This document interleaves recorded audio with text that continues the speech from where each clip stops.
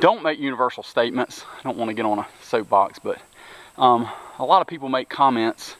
Number one, they don't tell where they are and what works. They might be talking there in Minnesota or Montana in Glacier National Park with 8-foot snowdrift still in the 1st of August, as I've been there and seen it. But they don't make those comments, and people don't know. So I'm not going to get on my soapbox too much here, but people make a lot of comments. Dean Family Acres.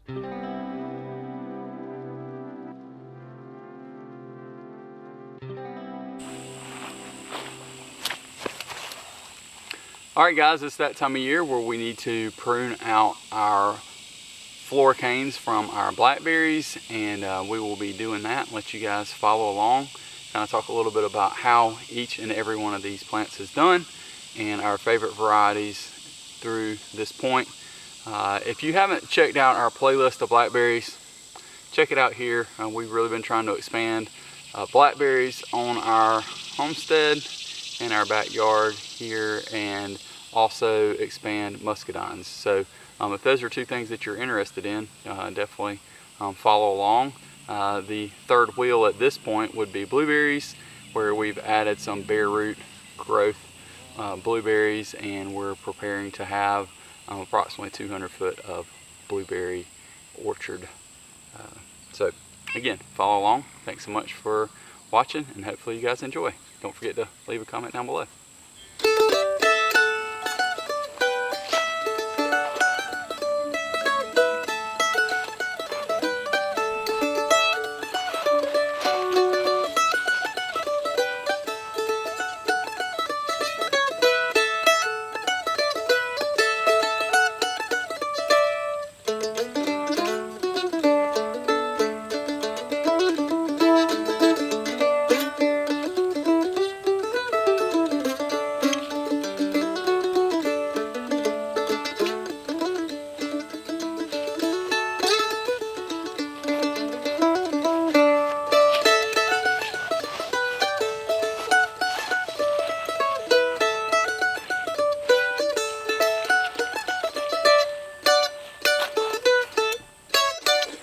For those of you who have followed us along as we planted these blackberries, you can see that some have done really well, some not quite as much.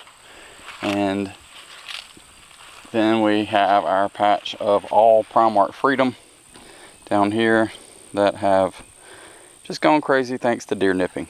Go check out this video here if you want to see how we planted those, and follow along as we try and recover those as much as possible. For the most part, these have done well. I will say that the Ouachita here, I do not see any primacanes that have come up, so it might be a lost cause.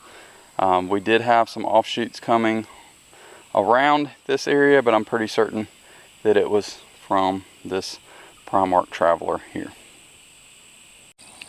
So hopefully you can see here when you know to prune these back is when you have dieback of these floricanes, and they will be dying back all the way down to the base.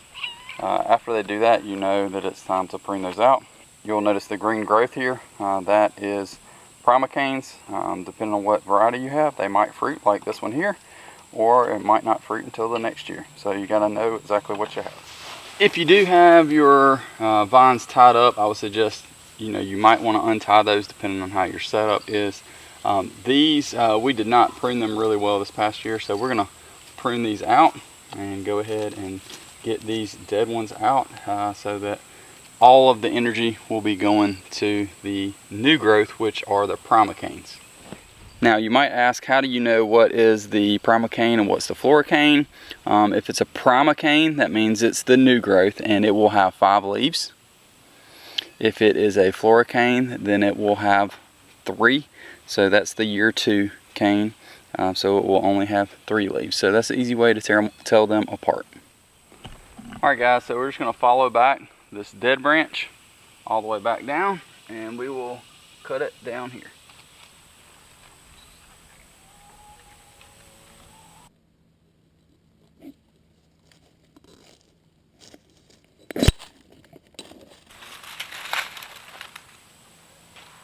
we will do the same over here on this side.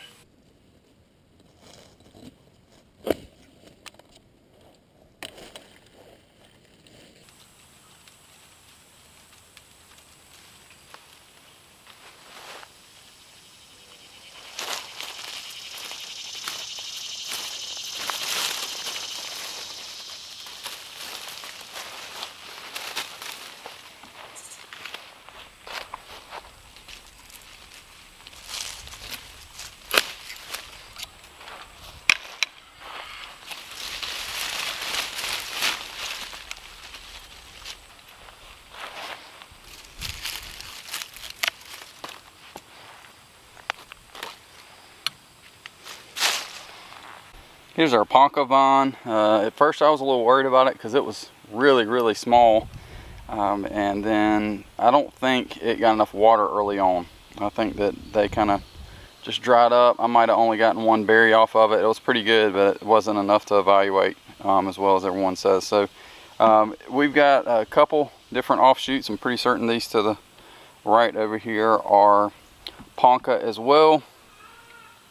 But we are going to trim out I think we got one or two that are done.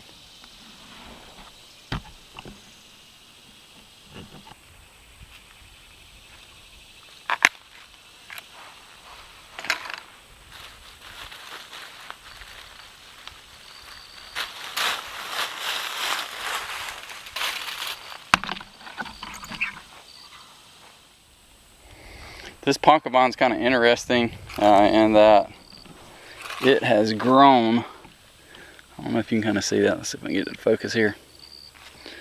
It has grown right there.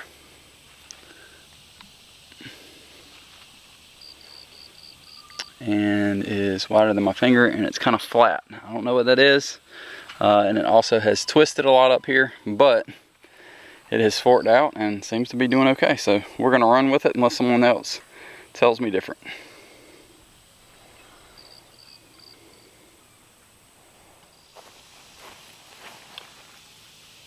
All right guys, this Ouachita, like I said, I have not seen any primacanes come up. I did have some offshoots, but I'm pretty certain it was coming from this one down here. So I have potted those. We will see exactly what they are next year, if they do produce on first year vines or not. So I'm gonna go ahead and cut this out, and I'm debating on, I'm gonna leave this here in regards to the crown, see if it does anything, which I don't think that it will, but leave it here or use one of my root tips on the Prime Arks, because I want this whole row to be Prime Ark. I know I've still got a Ponca, but it was Ponca, Ouachita, and then Prime Ark Traveler with one Freedom in this row. So, and then everything on the new row is all Prime Ark Freedom. So I'm gonna go ahead and cut this one out, and probably there's a good chance that I'm just gonna take it out, honestly.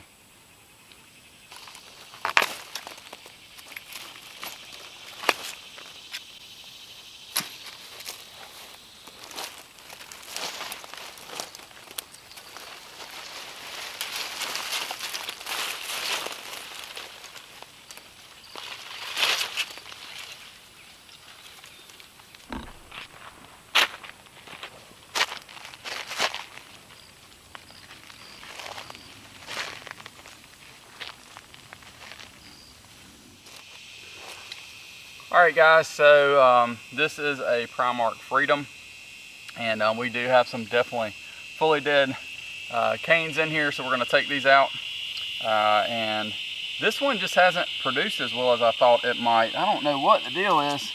Again, I think it's probably like muscadines. You got some good plants, and you got some plants that just aren't quite as vigorous, even if they're, you know, a clone. They're just that shoot wasn't as vigorous. So let's get this taken out of here.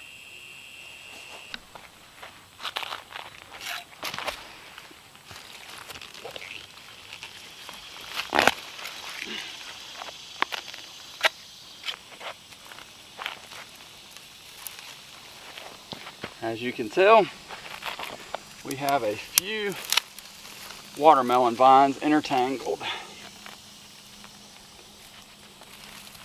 sometimes it makes you rethink where you're putting this thing.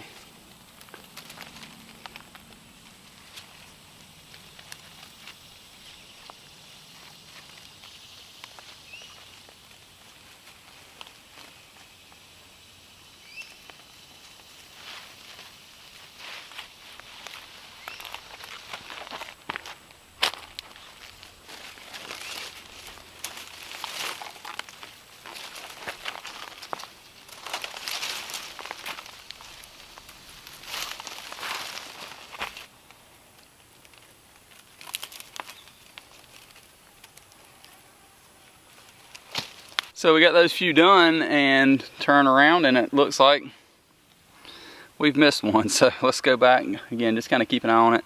I will say my trellis design, I like it because of its simplicity. You don't have to come up and tie up all the time. You kind of let them get up to 3 or 4 feet and just tip them. However, I feel like they aren't as controlled as I've seen other varieties. So it's maybe kind of debate about what and how I want to do. Although the other ones that are more controlled definitely look more labor intensive. Again, if you guys have any feedback on that, definitely leave a comment down below. I'd love to hear it just because I'm always learning. If y'all hadn't seen the video, I'll link it up above right here, about we should have listened. That's exactly why we have larger openings here for our plants, because viewer actually made a comment and said, hey, listen, I've tried to do what you're doing and that does not work. So again, appreciate y'all's feedback. Just keep it coming.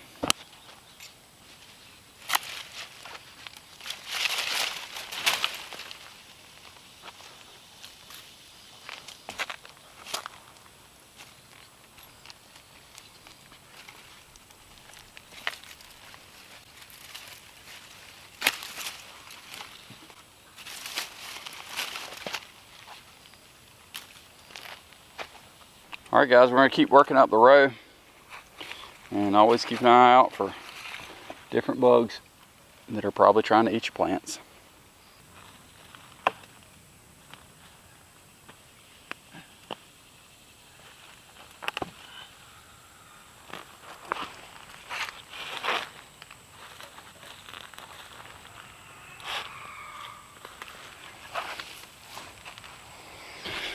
Alright guys, I want to show you this.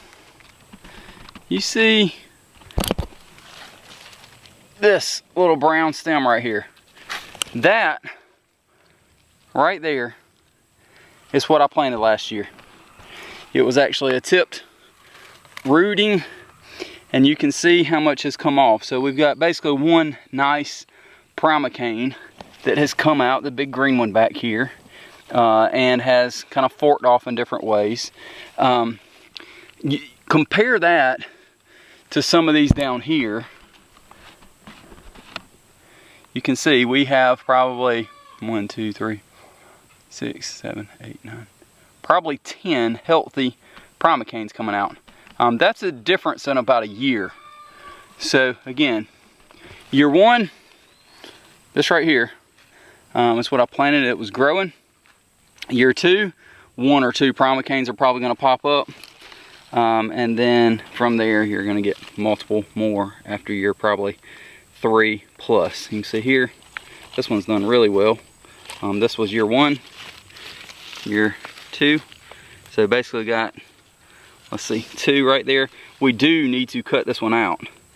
So we will definitely do that before next spring when they start sprouting out. So we were lucky because this was a single. I think that is one advantage to this weed landscape fabric.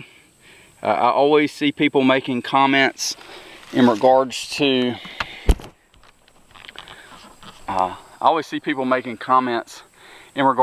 landscaping fabric. It doesn't work, stuff grows up through it. Don't make universal statements. I don't want to get on a soapbox, but a lot of people make comments. Number one, they don't tell where they are and what works.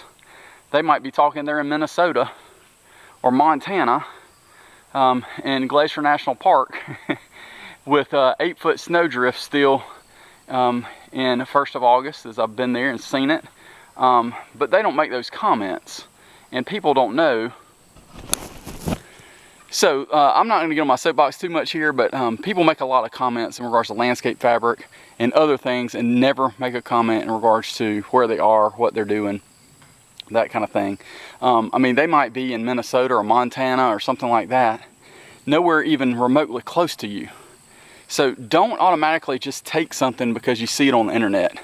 You need to find someone local who you trust and knows what they're doing, and honestly that they're willing to tell you if something messes up. I'm not making a plug for myself, I'm just saying in general. You also have a lot of people who take recommendations from people that consider themselves to be in the South, although in reality they're not. Not the deep South or semi-deep South, and even where I'm at is not exactly the same as deep South Mississippi or Alabama, down where like Flemington Famous is. I mean, a lot of our stuff is very similar because of our zone. It's much closer than say Montana or Minnesota, but you know, you bring folks in from Northern Virginia to try and do something in South Carolina or Georgia, some of that doesn't match up. So again, just kind of remember that when you're taking advice. All right, I'll get off my soapbox now. If you do use different things like landscape fabric, etc., and you're saying it doesn't work, it doesn't, you know, I can't keep weeds out, etc., well, I can tell you for sure, if you're using this commercial grade DeWitt's, I'll link it down below, you might have a little bit of crabgrass, a few other things popping through, but you're not going to have just consistent grass coming through that you can't keep up with. It does not block everything, but it will knock back a good bit. You do need to, you don't have to, but I would strongly recommend you tilling up or killing the grass before you kind of put it out. Anyway, this landscape fabric works. It works well, but you do, as we mentioned in that previous video, you do have to be careful because it will not allow primacanes to pop up. So you will end up in a situation where they're trying to come up and they're coming up under your landscape fabric, and that doesn't work well. So just remember that whenever you're kind of thinking through and making those comments, connections, etc. So back to us getting these floricanes out of our blackberries.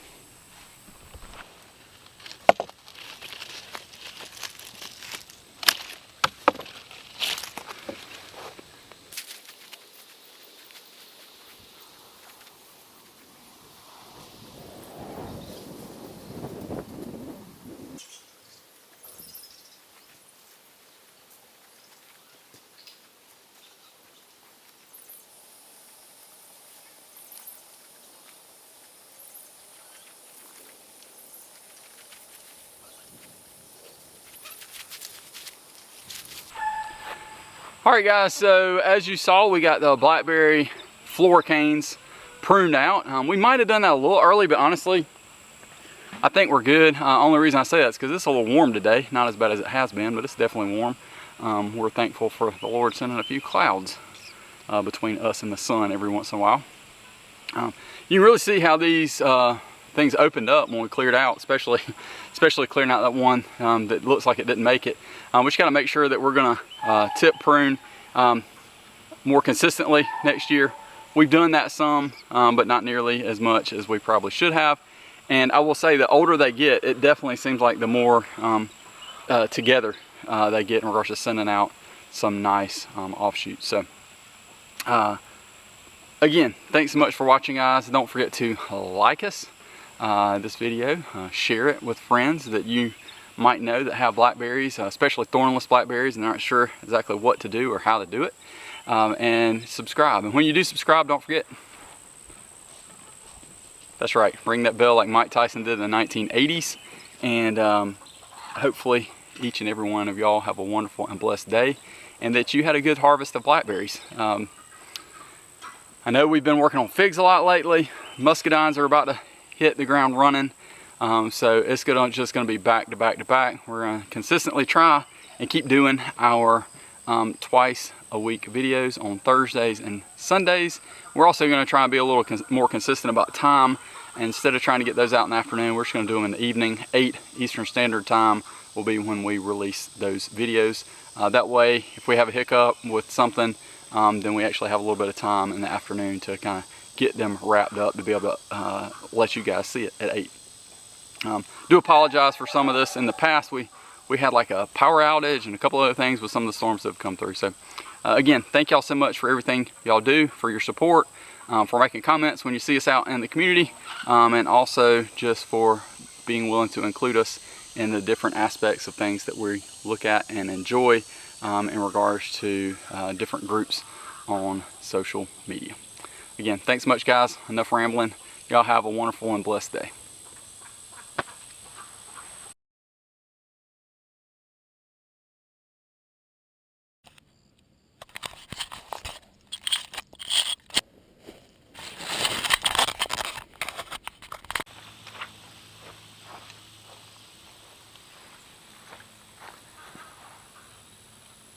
Alright guys, this